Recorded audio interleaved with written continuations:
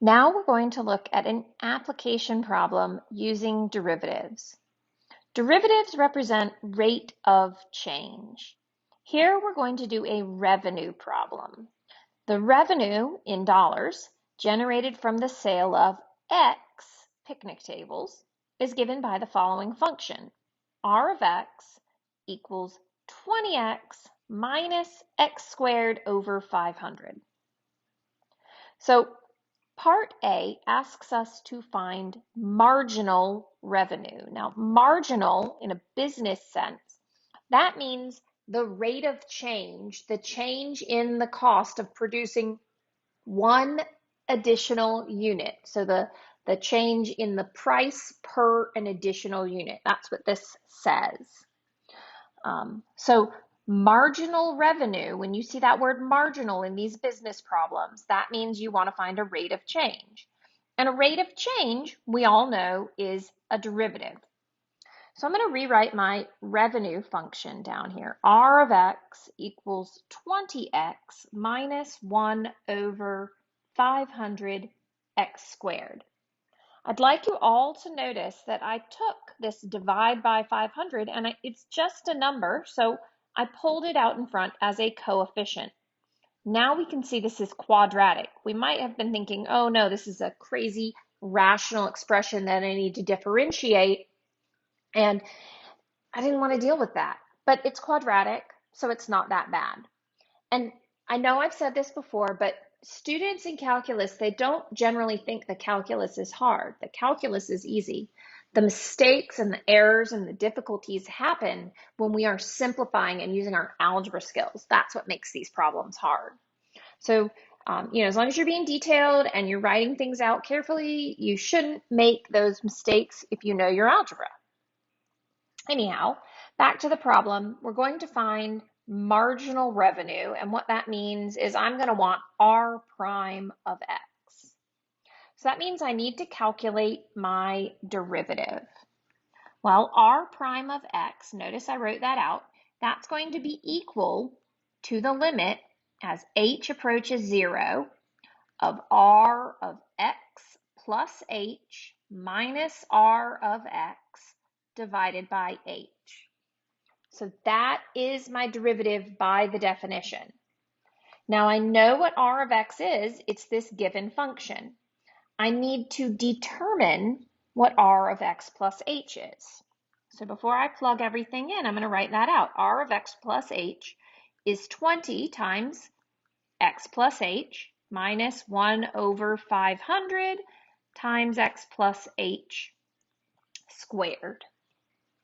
Simplifying this, that is 20x plus 20h minus 1 over 500, foiling x plus h squared. I get x squared plus 2xh plus h squared. And completing one last distribution, I have 20x plus 20h minus 1 over 500 x squared. Distributing the minus as well, I have negative 1 over 2 over 150 is 250 xh minus 1 over 500 h squared.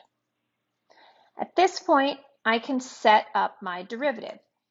This expression is what's going to go for R of x plus h. And then my original R of X, that's what goes in right here. So let's set that up. We have R prime of X equals the limit as H approaches 0. I have 20X plus 20H minus 1 over 500X squared minus 1 over 250XH minus 1 over 500 h squared. Subtracting from that the original given function, which is 20x minus 1 over 500 x squared. I got 20x minus 1 over 500 x squared. I can just fit that in there. All of this is divided by h. And of course, this is determined using the definition of a derivative. Now remember, if we've set this up correctly and we multiplied all of that out correctly, this should always cancel in the first half. So 20x minus 20x, and then negative 1 over 500x squared minus negative, that's going to be plus 1 over 500x squared, will cancel. So r prime of x equals the limit as h approaches 0. What are we left with in our numerator? We have 1, 2, 3 terms. So I have 20h minus 1 over 250 xh minus 1 over 500 h squared, all of which is divisible by h. At this point, we should notice that all 3 terms in the numerator have an h inside of them. So this is now the limit as h approaches 0. I'm going to factor out that GCF of h, and that gives me 20 minus 1 over 250x minus 1 over 500h, all of which is over h. Now, if you're unsure if you factored that correctly, it's pretty easy for us to check by redistributing and multiplying again. So check your work. At this point, we've gotten to the step where we can cancel this troublesome h in the denominator, and I'm left with the limit as h approaches 0 of 20, and I don't need that parenthesis, so I'll just say 20 minus 1 over 250x minus 1 over 500h. I can take that 0 value and plug it in for my h. I no longer have to write limit, so this is 20 minus 1 over 250x minus 1 over 500 times 0. Of course, we know multiplying by 0, that's going to go away. And my derivative, my marginal revenue function, r prime of x, is now equal to 20 minus x over 250. That's how I would find my revenue function. And again, some of you may have seen this class before, you may know some of the shortcut rules, but until we get to the next unit, you have to make sure that you're using the definition of a derivative. So here is my marginal revenue function. I'm going to clean my screen up. So I've written my marginal revenue function up here. So let's look at estimating the revenue from the sale of the 1,001st picnic table by finding that marginal revenue at 1,000. So the marginal revenue, again, that is the rate in change, the rate in which your revenue is changing if you sell one additional unit. So in this case, we're just taking this and we're plugging that in. So for part B, I'm saying r prime of 1,000. R prime of 1,000 equals 20 minus 1,000 over 250. 1,000 divided by 250 is 4. So that gives me 16. Now my units on revenue was dollars. The unit on my independent variable x is tables. So we will see an increase of about $16 per table.